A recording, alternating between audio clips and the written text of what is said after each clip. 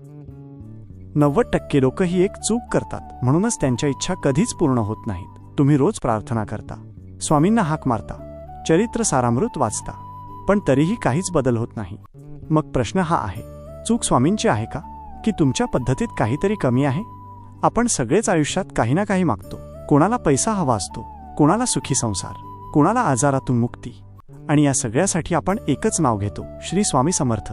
पण अनेक लोक म्हणतात, मी एवढं वाचतो तरी माझी इच्छा पूर्ण होत नाही। मित्रांनो, स्वामी कधीच कोणाला रिकाम्या हाताने पाठवत नाहीत, पण आपण योग्य मार्गाने चालतो का? पहिली आणि सर्वात मोठी चूक म्हणजे फक्त इच्छा पूर्ण होण्यासाठी वाचन करणे। आपण स्वामींना एक व्यवहारासारखं बघतो, मी हे करतो तर मला ते मिळायला हवं, पण स्वामी म्हणजे देव आहेत, ते व्यवहार नाही, भावना बघतात। दुसरी चूक, मन शांत नसताना वाचन चालू असतं, पण मन कुठे असतं? मोबाईलमध्ये, चिंतेत किंवा इतर विचारात। असं वाचन केल्याने फळ मिळत नाही। एक भक्त होता, तो रोज स्वामी चरित्र सारामृत वाचायचा। त्याला खूप मोठी इच्छा होती, पण काही महिन्यांनीही काहीच बदल झाला नाही। तो नाराज झाला आणि एक दिवस म्हणाला, स्वामी तुम्ही माझं ऐकतच नाही। त्या रात्री त्याला स्वप्न पडलं, स्वामी त्याच्या समोर आले आणि म्हणाले, तू वाचन करतोस पण मनाने नाही, तुझं शरीर इथे आहे पण मन दुसरीकडे फिरतंय।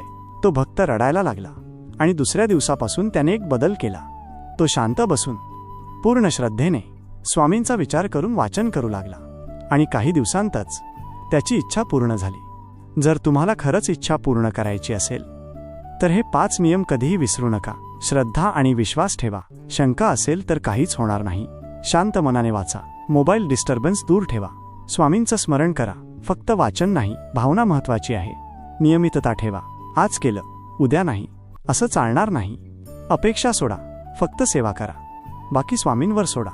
कधी कधी आपण खूप थकतो, आपल्याला वाटतं स्वामी माझं ऐकत नाहीत, पण खरं सांगू, स्वामी सगळं पाहत असतात। तुमचं प्रत्येक अश्रू, प्रत्येक प्रार्थना, फक्त योग्य वेळ येण्याची वाट पाहत असतात। स्वामी म्हणतात, भिऊ नकोस, मी तुझ्या पाठीशी आहे।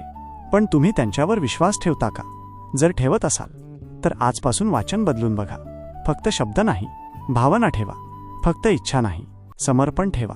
जर तुम्ही इथेपर्यंत पाहिलं असेल तर हा व्हिडिओ काही योगायोग नाही, हा स्वामींचा संकेत आहे। आजपासून नियमाने वाचन करा आणि बघा तुमच्या आयुष्यात कसा चमत्कार होतो। श्री स्वामी समर्थ कॉमेंटमध्ये लिहा, श्री स्वामी समर्थ, आणि हा व्हिडिओ शेअर करा त्या लोकांना ज्यांना स्वामींची गरज आहे।